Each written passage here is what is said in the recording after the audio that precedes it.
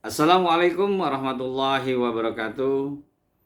Jumpa kembali dengan channel Babe Lukman Har.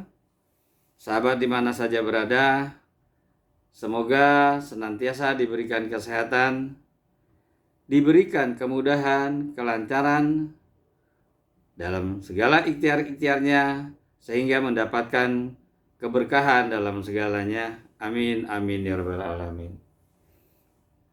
Allahumma sholli ala Sayyidina Muhammad wa ala ali Sayyidina Muhammad. Sahabat, kali ini Babe mensajikan tausiah atau ceramah yang insya Allah sangat bermanfaat sekali, yang disampaikan oleh Ustadz Das'at Latif tentang perbedaan liang lahat dan liang kubur. Dan ini bagaimana kehidupan di dunia dan kehidupan di liang kubur atau di liang lahat. Mari sahabat, sama-sama kita saksikan ceramah atau tausiah dari Ustadz Das'at Latif. Bismillahirrahmanirrahim. Apa bedanya liang kubur dengan liang lahat? Liang kubur itu yang agak lebar, 1,5 meter atau kali 50 atau 70 meter. Liang lahat tempat kita itu yang digali lagi masuk sudut, ya kan? Nah, itulah pas-pas dengan diri kita. Masuklah kita di situ. Ibu-ibu ini yang sudah di bleaching semua, apakah glowing? Cacing punah urusan. Ya toh? Masuk. Kata Nabi, tidak bisa lagi kau beramal, tidak bisa lagi kau sholat, tidak bisa lagi kau puasa. Hanya 3 lagi yang bisa terus mengalir meskipun kau sudah tulang belulang. Angkatan kita yang wafat kurang lebih sudah 50 kan? Ada yang wafat 10 tahun yang lalu. Apa dia sudah masuk surga kalau orang baik? Tidak. Apa dia masuk neraka kalau orang jahat? Tidak. Masih transit. Berapa lama transit di kubur tergantung berapa lama datangnya kiamat. Bagaimana kakek-kakek kita yang meninggal 100 tahun yang lalu? Gimana kakek-kakek kita yang meninggal leluhur neneknya nenek kita yang 1000 tahun yang lalu? Itu masuk kubur bukan persoalan balik lagi. Tidak balik-balik lagi kita, Pak. Kalau mati lampu di sini masih ada pilihan. Ada, nyalakan HP. Iya kan? Mati lampu di sini masih gelap, masih. Tapi batasnya paling 1 jam. Mati lampu dalam rumah ini masih lebar, kita masih bisa lompat kalau ada ular masuk. Tapi di kubur ditindis, tidak bisa lagi kita goyang. Mati lampunya bukan sehari, selama-lamanya. Dan kalau ibu masuk kubur, tidak ada pilihan. Ada pegawai polisi, tidak disenang, tempat tugasnya mutasi, jauh. Ada pilihan tidak ibu? Ada pensiun dini, selesai. Tidak ada urusan sama Kapolri, saya berhenti. Ibu-ibu suaminya kasar, tidak kasih nafkah, ada pilihan. Ada, ceraikan saya. Bapak-bapak istri cerewet, boros, tidak menghargai suami, ada pilihan. Ada, malah 2 pilihan bapak. 1 ceraikan, 2 tambah lagi. Iya toh? Pergi merantau ke Sulawesi, tidak nyaman Sulawesi, ada pilihan? Ada. Balik lagi ke Jakarta, ke Bogor. Tapi masuk kubur, ada pilihan? Tidak enak, keluar dulu deh.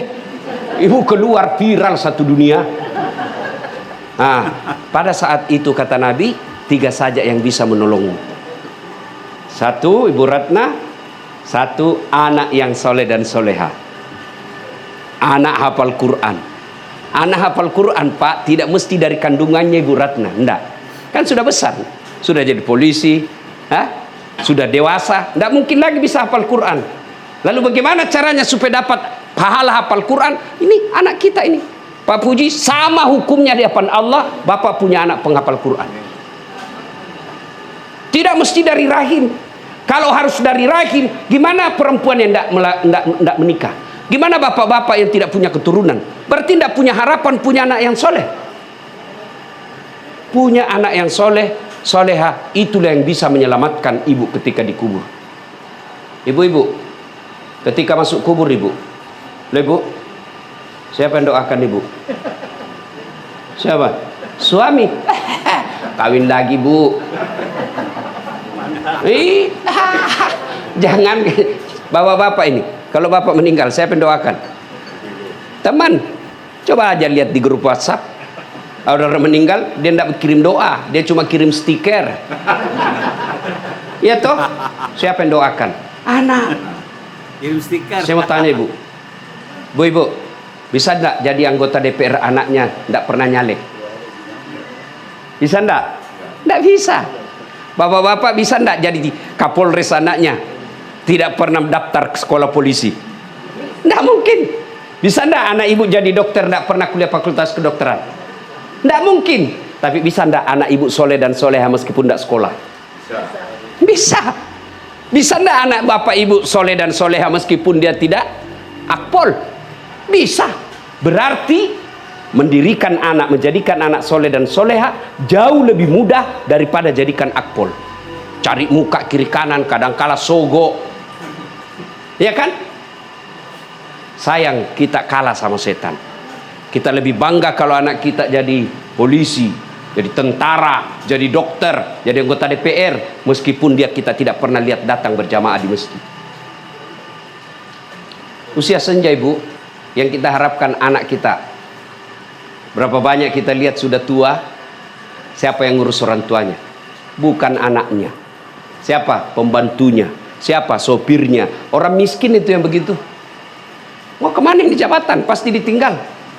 Maka seorang istri, nah, karena ibu sudah tidak bisa melahirkan, cucu. Ajarkan anak kita akhlak. Itu yang paling penting. Anak-anak kita sekarang Pak cerdas-cerdas. Tidak usah khawatir soal kecerdasan anak kita. Yang kita khawatirkan akhlaknya.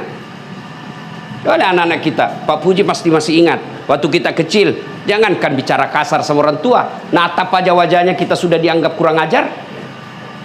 Saya masih dapat itu. Kalau lewat depan orang tua kita harus bungku-bungku. Tabe kalau orang Sulawesi. Kalau kita makan, tidak boleh tuh kita makan sebelum orang tua dulu. Dosa kita dianggap kalau kasih sisa orang tua. Meskipun sudah sangat lapar, orang tua belum pulang, tunggu bapakmu.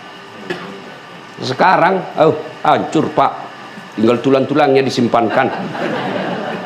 Pantas anak kita cerdas, tapi tidak ada berkah dalam hidup. Jadikan anak soleh dan soleha. Gimana caranya anak kita soleh dan soleha? Jangan kasih makan barang haram. Kemarin kita ini saya yakin kita tidak terima uang sogo. Tapi kadangkala kita biarkan tetangga kita terima serangan fajar. Bayangkan hancurnya moral bangsa kita Pak. Saya selesai Pak Jenderal, selesai pemilu kan saya masih pergi ceramah keliling-keliling.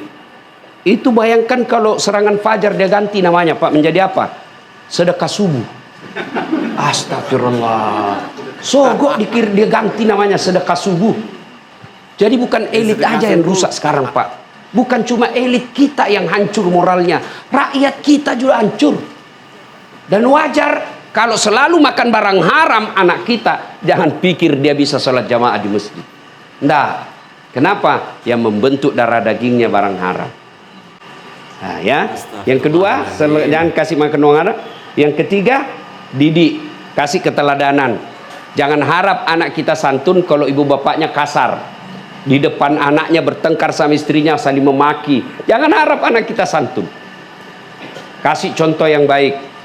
Jangan harap anak kita jauh dari rokok kalau orang tuanya merokok. Awas kalau merokok, saya tempelin kau kalau saya dapat ya. Saya kasih makan kau itu dengan bungkusnya. 10 menit kemudian dia bilang, nak, pergi beli rokok. Gimana ceritanya? Ya, kasih teladan. Yang ketiga, didik.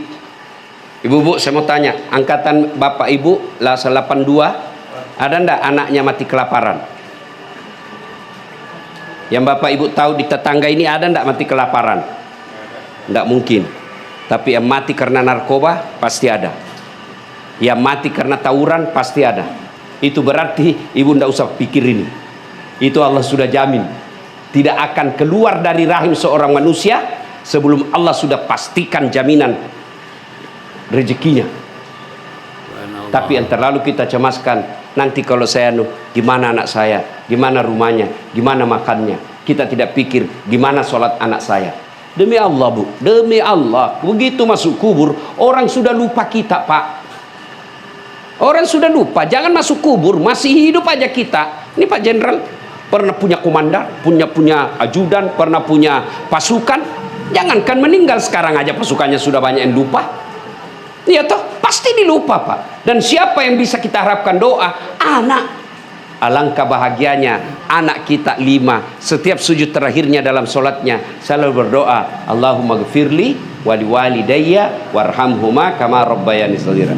Dan percaya kalau anak cucu kita baik agamanya, tidak usah cemaskan dunianya.